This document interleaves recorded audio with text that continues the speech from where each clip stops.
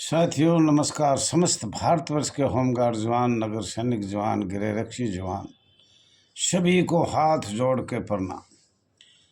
साथियों, झारखंड प्रदेश से एक भ्रष्टाचारी का नाटक जो एसोसिएशन ने किया, झारखंड वेलफेयर एसोसिएशन ने, खास तौर पर उस पर श्री राजीव महासचिव की अहम भूमिका थी और अन्य साथियों की भी थी।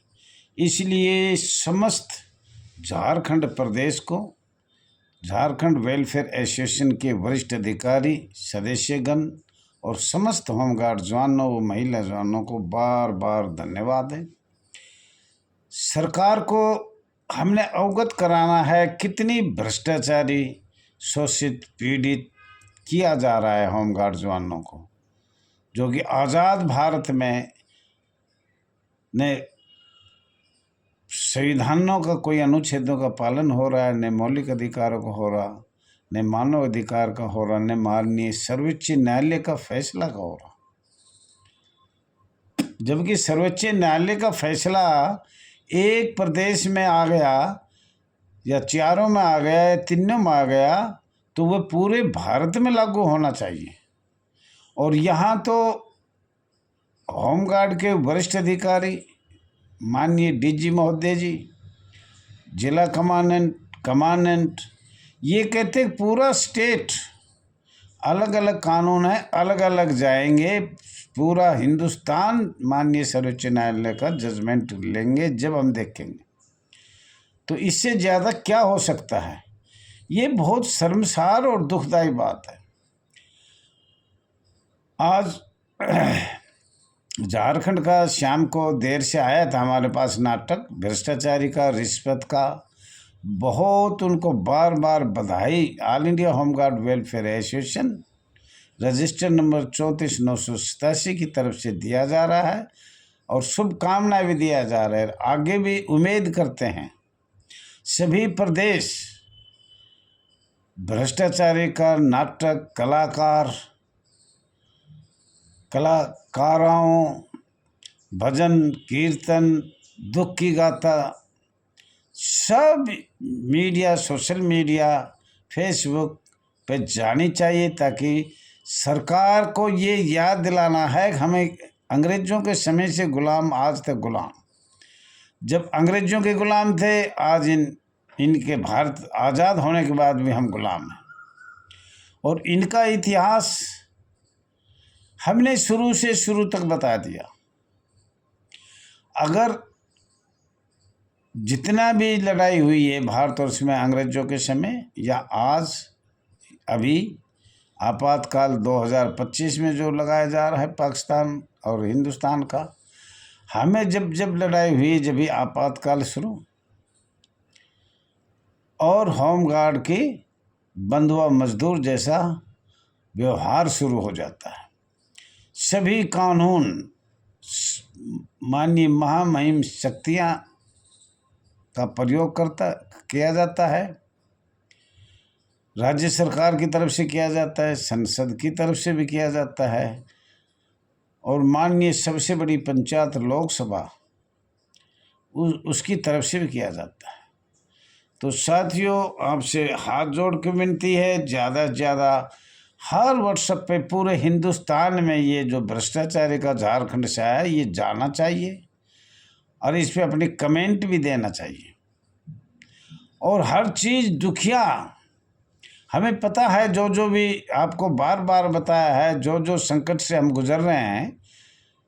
जैसे जब भी हम कोई प्रश्न करेंगे, जब भी हमें सेवा मुक्त कर दिया जाता है, चाहे मानवाधिकार का हो, चाहे मौलिक अधिकार का हो, चाहे भारत के संविधान की बात हो, चाहे लोकतंत्र की बात, कोई भी बात हो। तो साथियों, आपसे बहुत अच्छी बात है, कम से कम हर चीज़ दुखदाई का ये हमें भेजना चाहिए। और मोबाइल नंबर हम फिर बता रहे हैं, 9996318889। कृपया हाथ जोड़ के अपील किया जाता है, निवेदन किया जाता है, जितने भी दुखदायी गाथा हमारी है उनका नाटक से, कलाकारों से, भजन से उनको सब दर्शाया जाए। सोशल मीडिया पे, फेसबुक पे, टेलीग्राम पे, जो भी जहाँ भी आप भेज सको उसको भेजो। और मैं ये विश्वास दिला रहा हूँ जितने number all India home guard welfare association के पास है, रजिस्टर्ड नंबर 34,987 के पास है, उन अधिकारियों के पास हम सुधा उनके नंबर अटैच करके भेज रहे हैं। इसमें कोई शक नहीं है। और ये भी मैं कहना चाहता हूँ, ये कई दिन से मेरे ध्यान था, अगर कोई ज़्यादा से ज़्यादा खूब भ्रष्टाचार करे उसके मोबाइल नंबर भेजने का कसरत, ताकि हम इस अपने ग्रुप में जोड़ें और उनको अवगत कराएं। और अभी हमें एक जिला कमांडेंट से और ऊपर तक, माननीय डीजी होमगार्ड तक, माननीय सीटीआई तक, सिविल डिफेंस का हम ये नहीं कहते उसको कुछ नहीं मिलना चाहिए, पर हम ये कहते हैं कि होमगार्ड नगर सैनिक सशस्त्र बल है, सशस्त्र है, लड़ाई लड़ी है, सभी लड़ाई लड़ी है, टर्निंग हैंड है, हथियार चलाना आता है। और ये भी बात है कि जब लड़ाई में हमें दूर क्यों रखा गया, हथियार है, सशस्त्र है और लड़ाई में भाग भी लिया है, कानून के हिसाब से हमें दूर रखा गया, वो भी एक दिन हम बताएंगे। तो साथियों, बहुत आपका धन्यवाद है। और ऐसे भेजते रहो और हम भी भेजते रहेंगे, आप भी भेजते रहो। एकता का परिचय देना हम सब मिल के दें, आपस में एक दूसरे की तानाजुनी छोड़ें, चाहे रोड हो, चाहे माननीय सर्वोच्च न्यायालय हो, माननीय हाई कोर्ट हो, चाहे माननीय मंत्री द्वारा हो, हमें पूरे भारत को संशय शब्द समाप्त करने के लिए एकता का परिचय देना होगा। और आपसे हाथ जोड़ के विनती करता हूँ, एक दिन, ज़्यादा भी नहीं तो 6-7 लाख होमगार्ड जवान, महिला जवान है भाई, 15-20 हज़ार एक दिन रख लो। और नौकरी तो जाना ही जाना है, पर वह एक दिल्ली अच्छी मीटिंग हो जाए, पूरे भारत को पता लग जाए, और एक ऑल इंडिया बेस पे कॉन्फ्रेंस हो जाए जिसमें हर स्टेट का एक एक दो दो आदमी आए और राष्ट्रीय लेवल की कॉन्फ्रेंस हो जाए। ये मनोकामना है। बाकी तो देखो हमारे पास खर्चा तो है नहीं, आपको बार बार बता दिया। पर साथियों, एक बात आपको ये फिर आज मैं बता रहा हूँ, 1946 का एक्ट अधिनियम जरूर देखा जाए और आप लोगों को समझ में भी आ जाएगा। अभी 46 में ही आपका, जब अंग्रेजों का, लॉर्ड माउंटबेटन का था अधिकार, राजा थे वो, ब्रिटिश सरकार के कानून जो हैं, वो भारत आज़ाद तो हुए 15 अगस्त 1947 में, और उनका सारा मंडोरम हमें गुलाम करने के लिए, बंदिया मजदूर करने के लिए अंग्रेजों ने, अखिल भारतीय कांग्रेस कमेटी ने और लॉर्ड माउंटबेटन ने, पहले ही इन्होंने हमें तो मजदूर, बंधुआ मजदूर बना दिया, दबा हुआ मजदूर बना दिया। तो साथियों, आज हम 1946 में, आपने बताया विद्रोह हुआ था, औद्योगिक विवाद हुआ, सब ने अपना अधिकार मांगा, कोई भी हो, सब ने मांगने की कोशिश की, पर हम विफल रहे। तो साथियों, फरवरी 1946 में विद्रोह हुआ और अप्रैल 1946 में आपका एक्ट अधिनियम 1946 बना।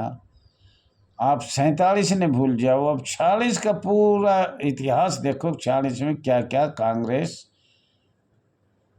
और ब्रिटिश सरकार, लॉर्ड माउंटबेटन ने, संविधान के अंदर कितनी दूर हमें रखा गया, वंचित किया गया। जनवरी 1947 डीएससी, रक्षा तथा सुरक्षा, इसमें साथियों आपको ये देखना पड़ेगा डीएससी का प्रतीक चिन्ह क्या है, रक्षा तथा सुरक्षा। तो रक्षा क्या है तथा सुरक्षा क्या है, यहाँ से ही 2 नंबर की बात आपकी शुरू हो गई। और 1946 के बारे में आपको बताया है, 6 दिसंबर 1946 में होमगार्ड का जन्म नहीं हुआ, नागरिक सुरक्षा का दिवस मनाया गया था। नागरिक सुरक्षा का दिवस मनाया गया था 6 दिसंबर 1946 में। ये पक्का प्रमाण है लिखित में। तो साथियों डीएससी का प्रतीक चिन्ह आप देख सकते हो। देश भारत शाखा भारतीय सेना, भूमिका रक्षा, प्रतिष्ठ वाहनों की सुरक्षा एवं संरक्षक, आकार 30,000 से 40,000, regimental centre Agra UP, regimental centre Delhi 1959, और ये regimental centre Agra 1947, regimental centre कनून केरल,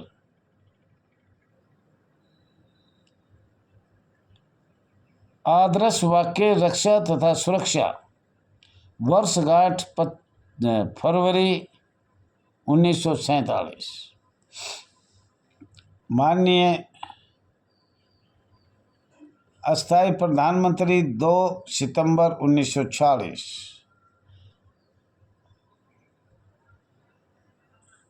डिफेंस सिक्योरिटी कॉर्प्स, ये आपको बहुत ध्यान से देखना है।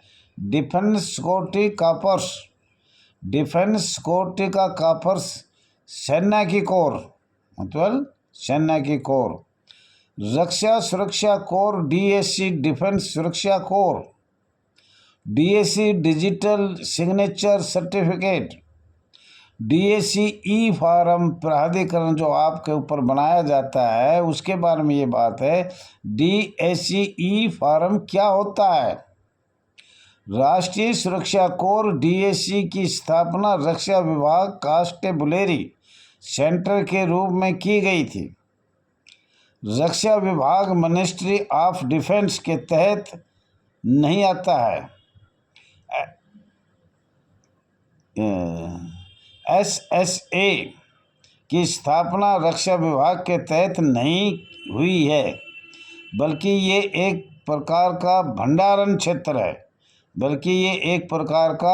भंडारण मतलब ट्रेनिंग दिया जाता है या यहाँ कार्य अच्छा किया जाता है, ट्रेनिंग का ही किया जाता है, वो भंडार है यहाँ सबका ही एक क्षेत्र है, बल्कि ये एक प्रकार का भंडारण क्षेत्र है। बिलारी सेंटर भी एक ऐसा केंद्र है जो रक्षा विभाग के लिए भंडार और लॉजिस्टिक गतिविधियाँ क्या होती है।